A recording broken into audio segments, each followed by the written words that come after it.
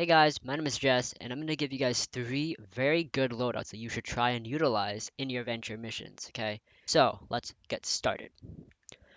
Alright, so number 1 is the FFJ loadout. However, this loadout will not be focusing on a Teddy build. This will be focusing on a Teddy and Pirate build. This will be mainly used for getting in and getting out with your phase shift with your pirate club, okay? The little peg leg.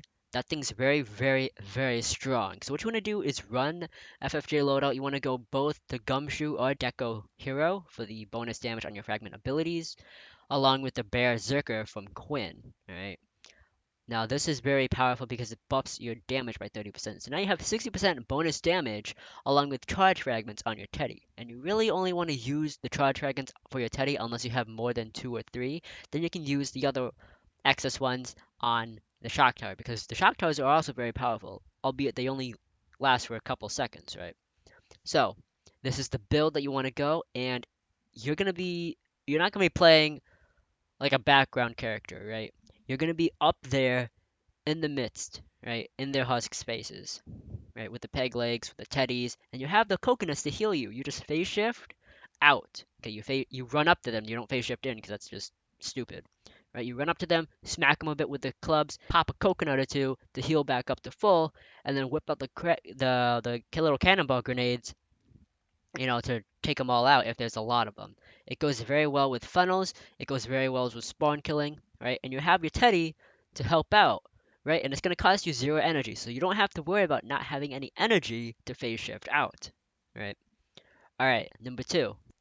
This is a kinetic overload build that I like to use a lot whenever I'm running a constructor and I'm not doing the jail build or a build where it revolves around my base ability. This is a very powerful build to proc the Kinetic Overdrive team perk, where it lets you proc Kinetic Overload, twice. So the loadout features Guardian Bull as our commander, so he gives us bonus crit rating on the hardware. Now you only really want to use hardware abilities, hardware weaponry, which is the melee weapons, right? They look like wrenches, they look like hammers, big fat hammers, those things where it swings in an arc. That's essentially what it is, right? Those are the most powerful type of weapons for this build, for this hero especially.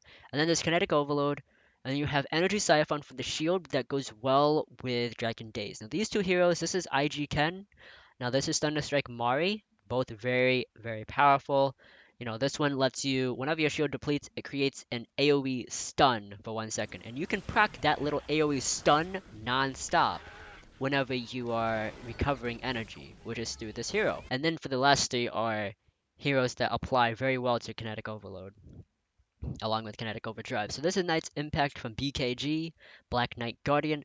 This is Maximum Overload, bonus damage on your Kinetic Overload. Very, very powerful. You must have this hero, along with that, the BKG. This hero is Sid, and this is BKG, Black Knight Guardian. And this one, if you have the, what's Kyle? Oh my god, I hate that name. He's better because you heal off of the whatchamacallit, the kinetic overload, and you're able to proc it continuously whenever you run this guy because hardware has insanely high impact. And whenever you knock back or stagger a husk, you proc kinetic overload. And when kinetic overload is procced and you have the Ankylo Kyle, you will be healing. You will be healed. So you have no use for survivalist. You can keep the 3 constructors that apply to Kinetic Overdrive. But I unfortunately don't have Ankylo Kyle because I didn't play during that 1 week that it was open. So I have to use my hero voucher for it, which will probably happen in a couple months. So I'm really sad about it, but this is a very powerful build that you guys should try and utilize as well. Alright, number 3. Alright, so number 3, this is a hero that I actually featured in a support team, but this one is what I would recommend to you guys if you have very, very good swords. Okay, this is a sword build that features shield regeneration. Now, until they fix the bug of survivalist and ventures, I would not recommend you guys go survivalist. Let me fix this loadout real quick. Alright, there we go. So, what we have here is Thunderstrike Mari. Now, this is like an underdog hero. She is incredibly powerful. I love running her so much in the main game and in ventures as well, right? It's practically freelo, right? It's a free win. You don't die, and if you do die, you have your HP there, right? So what it is essentially whenever your shield depletes to 0, you get a free knockback AoE that damages husks along with stunning them for 1 second. And this can be continuous, okay, because of the team perk Dim Mock. Alright, so this right here, whenever you're in Shadow Sense, and Shadow Sense is procced with a duration of 4 seconds whenever you eliminate a husk with a melee weapon.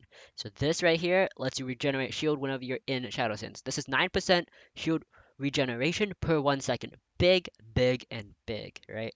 And then, because Shadow Stance is for a 4-second duration, that is 45% shield regenerated. Wait, 36% shield regenerated. Yeah, there we go. My math is like a little off right now. And so now we have the team support team, right? So we have Saurian Claws from Paleo Luna. Very, very powerful. Once again, we have bonus damage on our melee weapons, and it's a ninja that applies well to our team perk.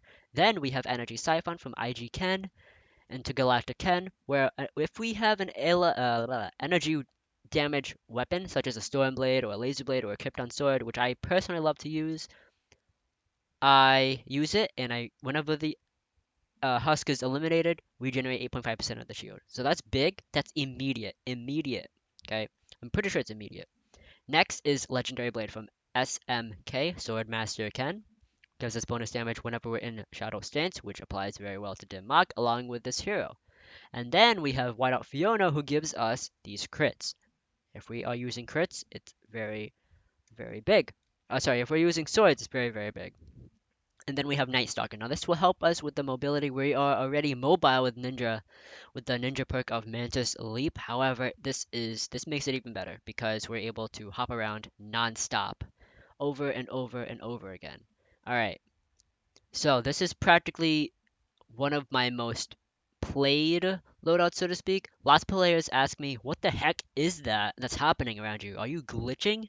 And then I'm like, no, this is my underdog hero that only I apparently play, because no one else seems to play this. They all play the Teddy build, thinking that it's great, but that's not, because they're not scaled up to their mission that they're trying to complete. So, yes, this is one of the builds that I would most highly recommend to you guys to use. I'll actually throw in another one real quick. Alright, now here's a bonus loadout for you guys. Until I hit 10 minutes, I really want to try and get this into you guys. So this is Archetype Havoc. I actually ran him quite a lot in dungeons. He's very tanky and he moves really fast. So he's practically a juggernaut on steroids with an espresso. Two-shot espresso, so to speak. So this is it. You get bonus armor and movement speed from using Shockwave. So all you gotta do is proc Shockwave, and you're able to keep that bonus movement speed and armor forever. Every single time Shockwave is off cooldown in Ventures, you'll be able to do it. Because take a look at this. Your cooldown is 11.4 seconds outside of Ventures. Inside Ventures, it's about 6 to 7 seconds. And this bonus lasts for 8 seconds. You see that? You see how awesome that is? So then right here is the loadout. We have Happy Holidays for the CDR, Doppler effect for CDR, energy cost reduction, whatever that term is, and then High Tide for the bonus damage from Seaworth Jonesy, SWJ. And then we have Love Ranger Jonesy for the energy restoration. So this is 2 energy per 1 second. And it goes for a 3-second duration. So that's 6 energy over 3 seconds. That is really important to know because per elimination, you proc that 3-second duration to recover 6 energy, right? And then we have Power Impact from Love Ranger Jonesy. So this is a very impressive loadout, I must say to you guys. I personally love to run this if I have a bunch of Outlanders, because we all know Outlanders will just put down Teddies and AFK. That's all they do. And the Teddies are so trash. They are so trash in the high levels. They are absolutely garbaggio. You understand that?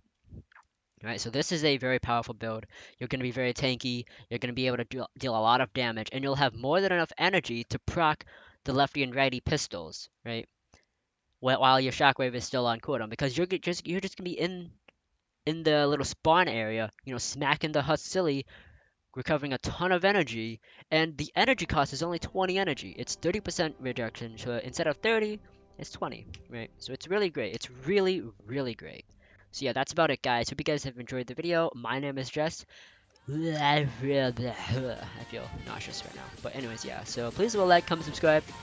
It really helps me out in the long run, and I look forward to seeing you guys in the next one. Peace!